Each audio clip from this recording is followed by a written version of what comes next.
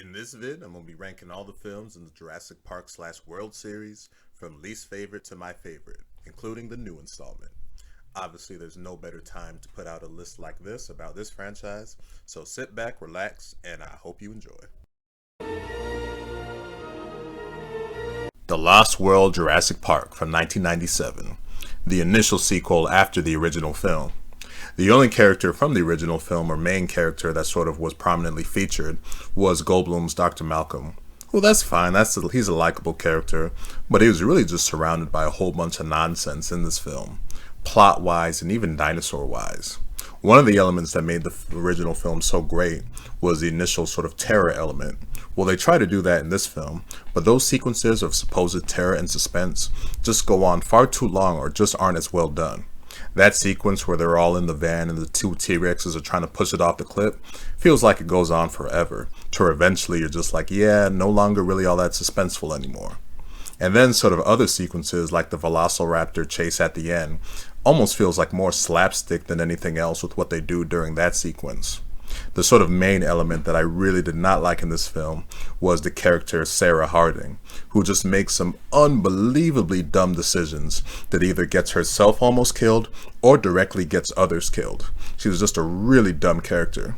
Now, there is some fun to be had in the film. I mean, how could you not have fun with the final sequence in San Diego when you're having a T-Rex just rampage throughout the city? So that was fine, but overall the film was quite the step down from the original Jurassic Park, quality-wise, and I think almost everyone can agree on that. Jurassic World Fallen Kingdom from 2018 did the initial smart thing of telling a different kind of story from its predecessor, Jurassic World. The problem is that it replicated a lot of the stuff seen in the Lost World Jurassic Park, to where it's just undeniable as so many story beats are hit in this film comparison to the second film. Although to the film's credit, it does have a decent amount of its own sort of thrills and spectacle to make it worth watching somewhat on just a blockbuster level, as the whole sort of volcano scene on the island is very well done. That was a very well done sequence.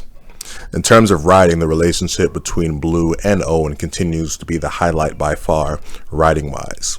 Where the film really kind of lost me, though, was the final 30 minutes or so with the final Indoraptor chase. It's a really dumb, overly long done sequence that just has so many cliches and ends on a very sort of unsatisfying note, to where it's like, really? This film actually did have a little bit of smarts going for it, but that final 30 minutes really took the film down a whole nother level, brain-wise. The actual true ending of the film was probably the most memorable thing for most people here, as the release of all the dinosaurs obviously set up a whole lot of intrigue for its sequel. Jurassic Park 3 from 2001. The film is really basic in its execution, as it doesn't try to rise above what's on the surface, and that's a straight up scream and chase dino creature feature, and nothing else beyond that.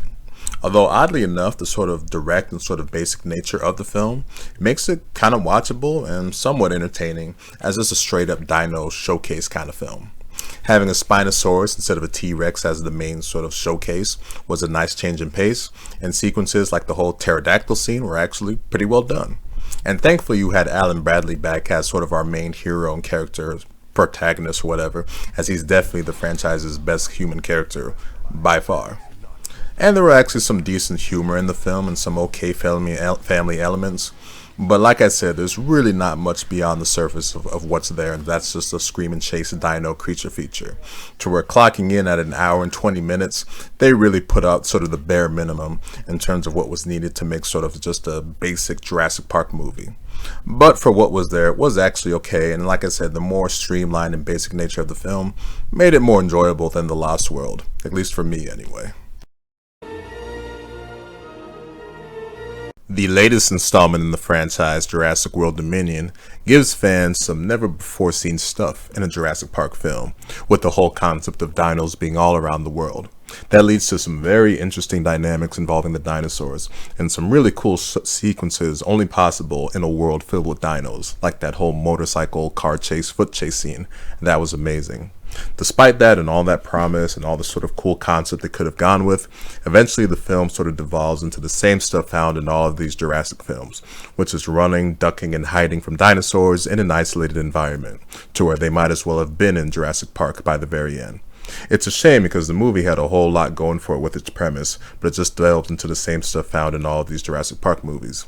There's still some fun to be had with the original trilogy cast coming through and working with the new trilogy heroes, and then of course some stuff like those concepts I mentioned, and for fans of the first two, you'll definitely get your CG, terror, thrills, and bombast that you got in those previous two movies. And of course, the lack of any true depth when it comes to the writing of the human characters and character development.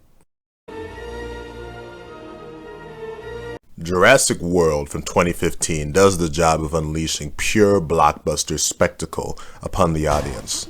The chaos unleashed by the Indominus Rex leads to a whole bunch of memorable and fun sequences, like the Raptor motorcycle chase, the Mosasaurus sequences, the pterodactyl scene was amazing, and of course, who can forget that final battle between the Indominus Rex and the T-Rex. My god, that was a whole lot of fun.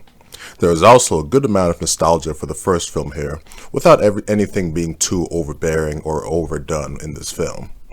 Like the other Jurassic Park sequels, the human characters are lacking any kind of true meaningful depth or story, but you know, Owen and Claire were solid enough leads to make this a fun adventure to go on them with. In the end, the film did the job of being a chaotic blockbuster with a lot of fun spectacle and thrills for the audience. Jurassic Park from 1993. There's no topping that original Jurassic Park, and it ain't even close. The film was an absolute phenom when it was first released in the 90s, and still is to this day, as it was able to launch a whole new era of blockbuster-style filmmaking. It was a huge box office success, and it was sort of a showcase of this new sort of era of high-tech and amazing CGI special effects that still hold up to this day. What really makes the film what it is how director Steven Spielberg was able to masterfully combine two different sort of genres or elements throughout the film. A sense of wonder and a sense of terror. The sense of wonder comes with the initial treatment of these dinosaurs, with the whole sort of majesty behind them, the setting of the island, the score really helps. It's just beautifully done.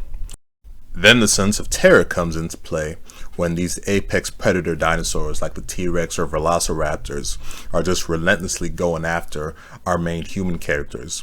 And those sequences are just beautifully staged, excellently staged, and really are terrifying and suspenseful. Now, unfortunately, this film isn't without the typical sort of a dumb human Jurassic Park characters, the critical offenders here being the two kids, who you just want to slap them on the back of their heads for what they do during that initial T-Rex scene, although they do redeem themselves quite nicely during the final Velociraptor chase. Overall, this is a masterpiece of sort of a film in terms of what it represents in terms of filmmaking, all the elements it combined, the phenom that it was, and it's absolutely the best film in the Jurassic Park series. So there you have it with my ranking of all the films in the Jurassic Saga, the 6-film saga that it currently is right now. All of these sequels post-original film have been chasing after that critical phenom success that the original Jurassic Park had.